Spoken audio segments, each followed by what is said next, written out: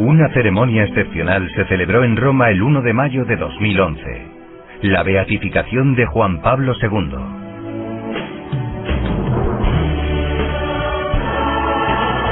Ningún santo ha sido visto en persona o en televisión por tantos millones de hombres y mujeres. Popular y querido en todo el orbe, fue un ejemplo de virtudes. Viajero incansable, llevó el Evangelio a casi todos los países del mundo. Defendió los derechos humanos, protegió a los pobres, resistió a los poderosos, conservó la fe. No tengáis miedo, abrid las puertas a Cristo. Esa fue su divisa.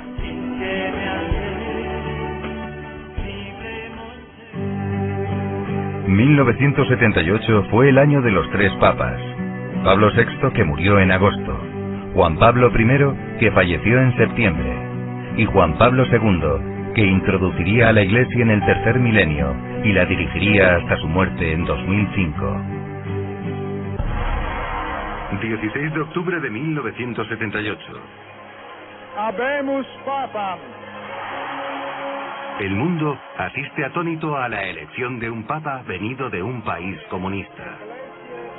Cardinalem Wojtyła.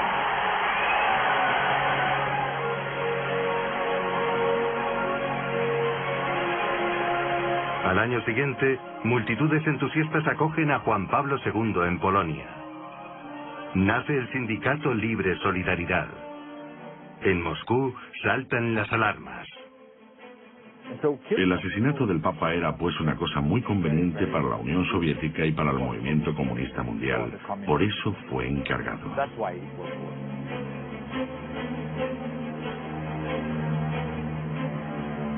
Esa historia la vivió muy de cerca en 1981 el doctor Navarro Valls, portavoz de Juan Pablo II durante 22 años. El atentado fue brutal y el Papa pudo haber muerto, claramente. Pero al día siguiente él recordó que aquel día era el 13 de mayo, aniversario de la Virgen de Fátima. Y entonces fue cuando él pidió que le trajeran el texto del tercer secreto de Fátima y él atribuía a una intercesión de la Virgen el hecho de que no murió.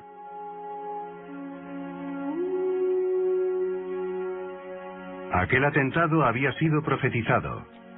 Juan Pablo II se reconoció en el obispo vestido de blanco, que muere en la visión de 1917.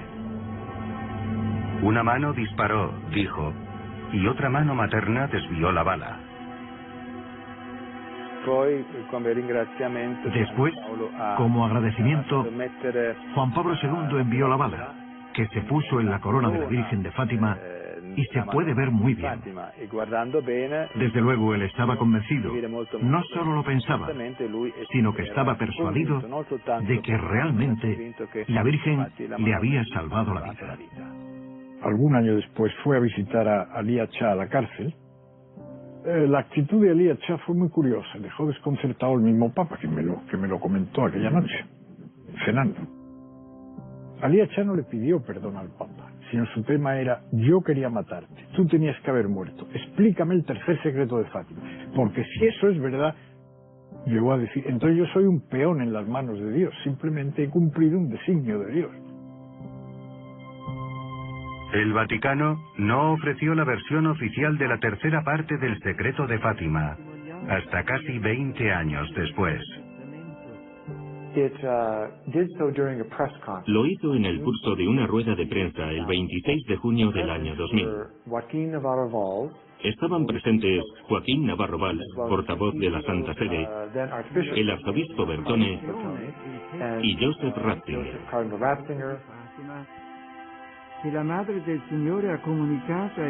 Quienes hasta entonces murmuraban que el Vaticano ocultaba algo, alegaban ahora que no se reveló todo el secreto. Para evitar cualquier mala interpretación, tomamos los originales escritos a mano, a lápiz, se fotocopió y luego se dio la traducción oficial, pero acompañada de la fotocopia del original. Juan Pablo II eligió nada menos que al cardenal Ratzinger para explicar de qué se trataba. el texto original de la tercera parte del secreto de Fátima. La idea no se ha dado todo, es ridícula, son fantasías. Me atengo exclusivamente a los hechos porque los conozco. En 1982, Juan Pablo II va a Fátima a agradecer a la Virgen el haberle salvado la vida. En la capilla de las apariciones hace la consagración del mundo y de Rusia pedida por ella. Pero Sor Lucía avisa, no es válida, como las anteriores veces, por no haberse hecho en unión con el episcopado mundial.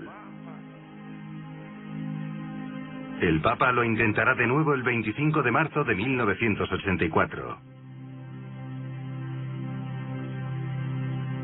Juan Pablo quiso hacer la consagración en San Pedro, pidiéndole antes a todos los obispos del mundo que se unieran a él, al menos espiritualmente. Algunos vinieron, quien no pudo venir se unió espiritualmente. De un modo especial te confiamos y consagramos aquellos individuos y naciones que particularmente necesitan ser confiados y consagrados. De la guerra nuclear, de la incalculable autodestrucción, de todo tipo de guerra, libéranos. De los pecados en contra de la vida del hombre desde su inicio, libéranos. Después de la consagración, al día siguiente, él envió un mensaje a Sor Lucia, pidiéndole, ¿ha visto usted en televisión esto? Sí. ¿Está hecha, se ha hecho de acuerdo con lo que usted recuerda que la Virgen pidió? Y Sor Lucía contestó, sí. Sor Lucía hizo un comentario. Dijo que si la consagración de 1984 no se hubiese hecho, hubiéramos tenido una guerra nuclear. Eso dijo. Esta consagración al corazón inmaculado de María generó cambios históricos trascendentales. Algunos se mantuvieron en secreto. El ejército rojo se preparaba para la invasión de toda Europa. Había documentos sobre estos preparativos para una tercera guerra mundial. Un oficial polaco logró entregarlos a la OTAN. Juan Pablo II estaba en contacto con el presidente Reagan. Ellos se enteraron de ese peligro inminente de una tercera guerra mundial.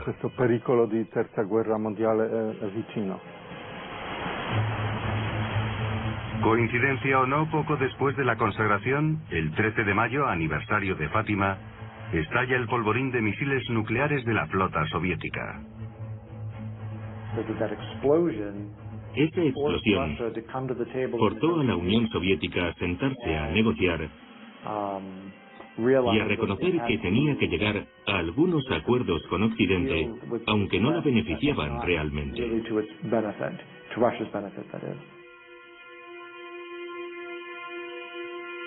Un sacerdote católico de origen español, párroco en San Petersburgo, ha presenciado la transformación de Rusia.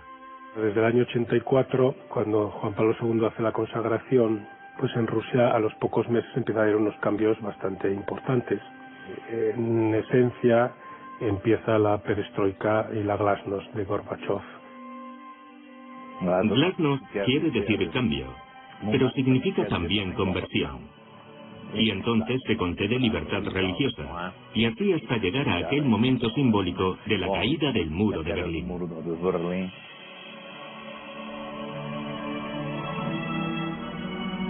Estos sucesos llevaron al mayor cambio político del siglo XX con la caída del muro de Berlín. Uno de sus fragmentos lo encontramos en Fátima con estas palabras de Juan Pablo II. Gracias, celeste pastora, por haber guiado a los pueblos con maternal cariño a la libertad. Así de repente, el hundimiento de la Unión Soviética, casi como un milagro. Todo el mundo quedó sorprendido. Y también esto conecta históricamente con el cumplimiento de la petición de la Virgen. No se puede ver esto como una prueba científica, pero es notable la cantidad de coincidencias entre estas dos historias, la historia del siglo XX y la historia de Fátima.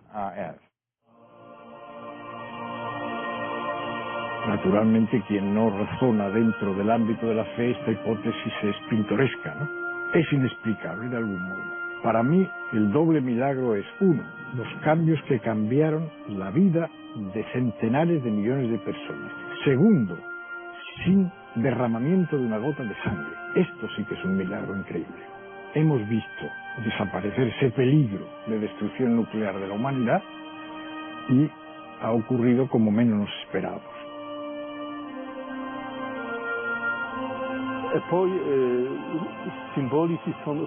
Además, también las fechas son simbólicas. Por ejemplo, el acuerdo sobre el control del desarrollo de armas nucleares entre Reagan y Gorbachev se firmó el día de la fiesta de la Inmaculada, el 8 de diciembre de 1987. Después, en la disolución de la Unión Soviética, ratificada por el pacto llamado de Bialovieja en 1991, también se firmó el 8 de diciembre. Son muestras claras de la intervención de la señora. Juan Pablo II relacionó la caída del comunismo con Fátima, entre otras cosas, porque el comunismo no representaba para él un mero sistema político, económico y social, sino que tenía una dimensión espiritual. Y como lo dijo bien Pío XI, fue la mayor herejía de todos los tiempos. Tuvo una dimensión espiritual, y por lo tanto la lucha era espiritual también, y Fátima fue la victoria sobre el comunismo.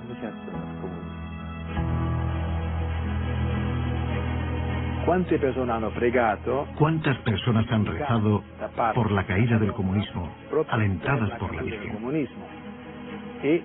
Y ha caído. Yo también estoy convencido de esto, y es también un regalo de la Señora, un don de la oración a Nuestra Señora. No estaba nada claro que el comunismo estuviera a punto de caer, pero cayó, y el mundo ha cambiado.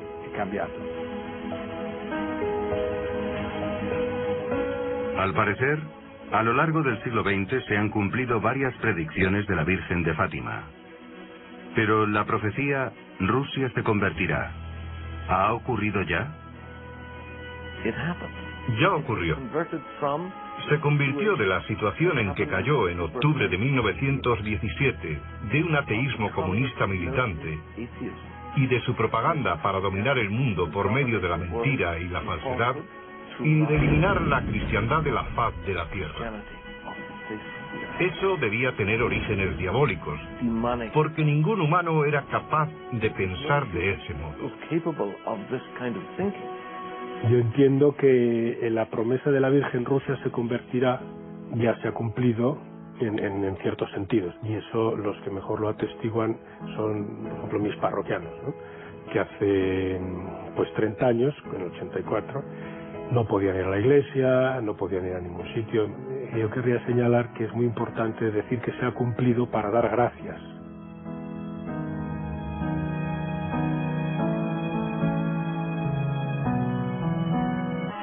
Sor Lucía, en respuesta a una carta de 1981 del cardenal Cafarra, reveló que la batalla final entre el Señor y el reino de Satanás se librará en el campo del matrimonio y de la familia. Esta batalla se inició en 1917.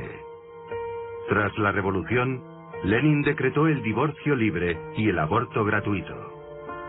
Hoy, paradójicamente, Rusia se presenta como defensora del matrimonio y de la familia frente a la ideología de género. Nuestro gobierno dice, queremos apoyar a las familias y hacen magníficos programas para ayudar a la gente a tener más hijos. Sorprende que cuando por el mundo se extiende esa propaganda de la ideología de género, Rusia dice, nosotros no les seguiremos. Eso es una alocada destrucción de la humanidad.